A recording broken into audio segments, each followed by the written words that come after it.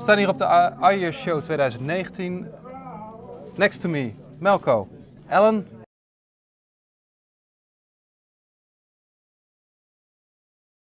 Yeah, I always look at your last name. I'm not gonna try.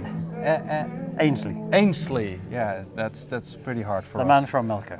The man from Melco, absolutely. In his hand, a brand new product, the S100 Switch. And there are a few things different from the competitors, as we understood. There's some very clever engineering in here.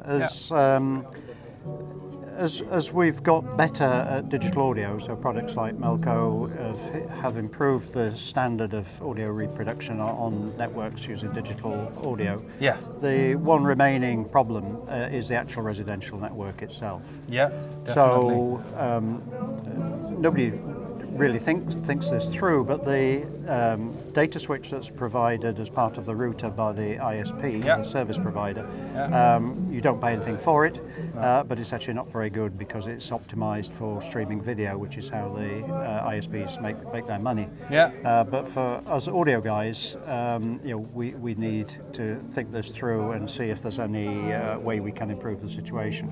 Yeah. So there are two considerations really. One is external streaming services, Tidal, Qobuz, stuff like that. So that actually comes through the router. Yeah. And then there's internally stored music on the network. So typically music within the Melco that needs to be transported on the network and so on. So the purpose of this product is to improve both of those situations. Yeah. What is interesting is that generally people have got used to expecting gigabit switches and even 10, that's the standard nowadays. even 10 gig switches, but actually audio player products do work better on 100 meg ports. From the point of view of sound quality, the data rate is more than adequate for streaming audio. Yeah, 24-bit 96 is approximately 10 gigabits, 10 megabits. Sorry, 10 meg, I thought uncompressed. So it's very enough. low. You're never going to saturate a 100 meg switch with streaming audio. So this, in fact, is two switches together.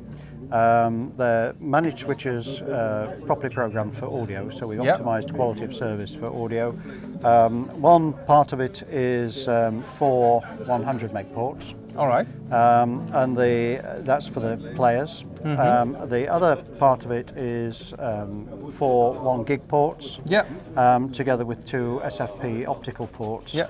And one is combined, I see. Yes. Yeah. So on the gigabit side, we've optimized one of the ports for audio. Yeah. So the other 3 would then be used for normal computer access or smart TVs or something. Exactly. Because this would go in the man cave or definitely. in the AV room. So you need a So PlayStation, TV. That's it. That's it. Yeah. But one of those gigabit ports is audio optimized as well. Yeah. So for example, in a Roon situation, one thing about Roon is it really hammers the network with traffic. Definitely. So Roon Core goes on the audio gigabit port, and then any players that are going to play Roon would go on the 100 meg ports. Okay, nice. So the performance improvement is quite striking, to the extent that you can even tell the difference on this product whether the indicators showing network traffic are lit or not. So because that's crazy. Everything is so high performance now. Yeah. Excuse me. We actually have a switch where we can switch off these lights and the sound quality goes up.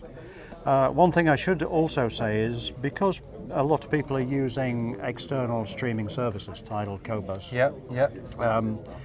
The quality of the data that's been presented to the house is pretty rubbish, because it's been around servers all around the world.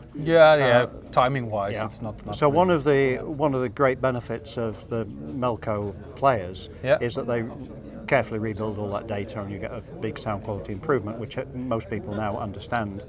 But there's still a quality of service issue with getting the packets from the cloud servers into the home through the ISP's router. So in fact on this we've got a massive packet buffer for the external services. How large is it? I can't remember. I think it's 1.5 megs of buffer. So that's quite large. So It's, in terms of packets, it's a lot of packets. it's a couple of seconds at least. Oh yes. Yeah. So the idea being that if the supply side is erratic, which it often is, then definitely. we've got some resilience built into the Melco as well. Okay. But this adds a huge layer of stability. It's quite interesting.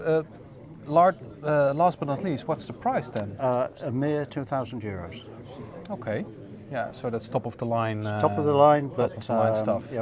audio guys are happy to pay money for improvements. Yeah. And it could be a slight improvement, but in this case, it's actually a pretty major improvement. I hope we're going to find out. And you can prove it to yourself because you can just simply disconnect the player from here, plug it back into the residential router, and you can hear the difference. Okay. It's very straightforward. I hope there are more samples than this one and 2 others in the world soon. Yeah, there's 2 units here at the IEA show. Production only started last week. Yeah. These 2 samples were flown in just for the IEA show because the IEA show is a pretty special show for us. Yeah. And you'll get some review samples in December. Nice. Thank you. All right. Pleasure.